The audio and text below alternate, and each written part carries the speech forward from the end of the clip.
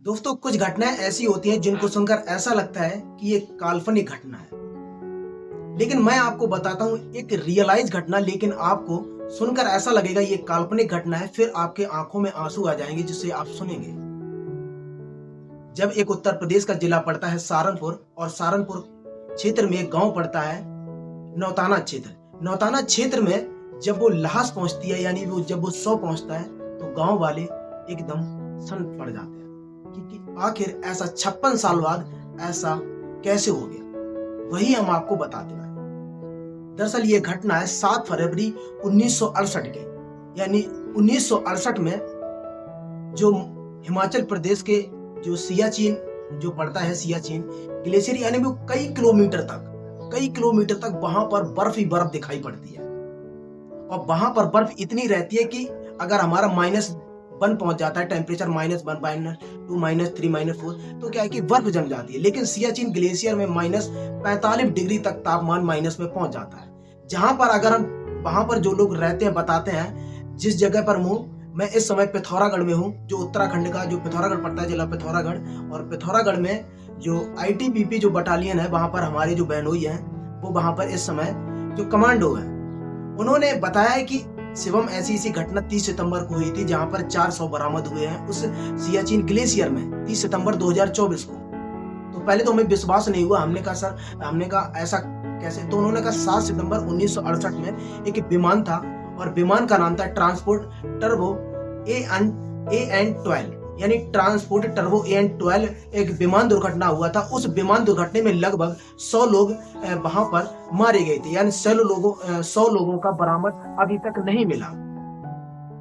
यानी जब वो विमान उसी क्षेत्र में घूम रहा था सियाचिन में तो वहां पर जो एक दर्रा पड़ता है रोहतांग दर्रा और रोहतांग दर्रे में वहां पर वो विमान दुर्घटनाग्रस्त हो जाता है और गिरने के बाद 100 लोग लापता हो जाते हैं।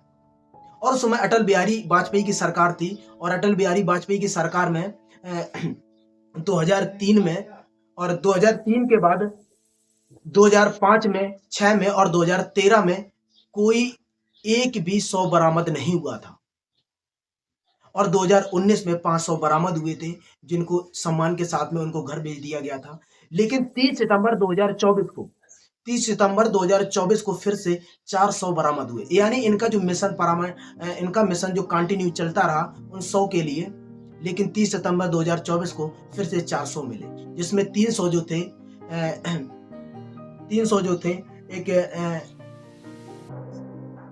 उत्तराखंड के एक कोलाघाट पड़ता है वहां पर और 2 जगह और हैं। लेकिन एक जो सहारनपुर में जो जो पहुंचा है जो एयरफोर्स के जवान का, तो वहां पर उनके परिवार में ना तो माता पिता जिंदा थे यानी 56 साल बाद जब शव पहुंचा था उनके ना तो माता पिता थे और ना ही उनके जो माता पिता के ना ही उनका कोई बेटा था और ना ही उनकी पत्नी थी।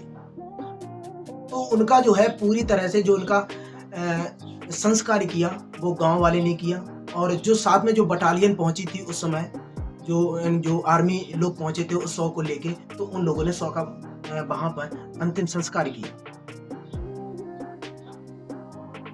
जो 100 पहुंचा उनका नाम था चंद्रपाल और चंद्रपाल की ना तो माता पिता जीवित हैं और जो उनकी पत्नी थी शीला देवी ना तो शीला भी बची है। और उनका जो जब ये वहां पर जब 23 साल के थे जो उन्होंने जब ये दुर्घटनाग्रस्त हुआ तो उससे जब वो 23 साल के थे और 23 साल से पहले उनकी शादी हो गई थी और उनका एक बेटा भी था राम प्रसाद जो कि 1.5 साल का था।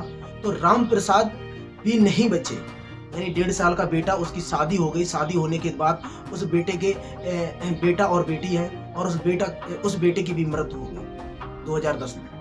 यानी परिवार में कोई नहीं बचा, सिर्फ पोता पोती बचे हैं और बाकी कोई नहीं बचा। उत्तर प्रदेश के सहारनपुर जिले में जो वायुसेना के जो जवान था तो इसकी ये घटना है। तो ये वास्तव में एक काल्पनिक घटना की जैसी लग रही कि 56 साल बाद जब सब पहुंचा तो सियाचिन ग्लेशियर में उस 100 का कुछ भी नहीं हुआ।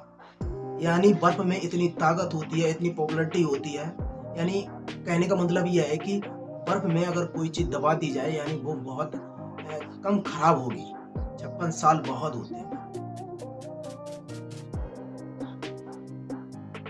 तो दोस्तों हम अपनी इंडियन आर्मी को सलाम करते हैं जिन्होंने आज भी वहां पर रेस्क्यू ऑपरेशन चल रहे हैं कि काश और भी लाशें मिले जो 100 लोग जो वहां पर लापता हुए। तो मैं अपनी इंडियंस आर्मी को सलाम करता हूँ, प्रणाम करता हूँ, जो अपनी ना तो सर्दी देखते हैं ना ही गर्मी देखते हैं। सियाचिन में तो इतनी माइनस इतने सर्दी रहती है कि वहाँ पर फिर भी लोग वहाँ पर अपना रेस्क्यू चलाते रहते हैं, यानी अपने देश की सुरक्षा के लिए वहाँ पर लगे रहते हैं।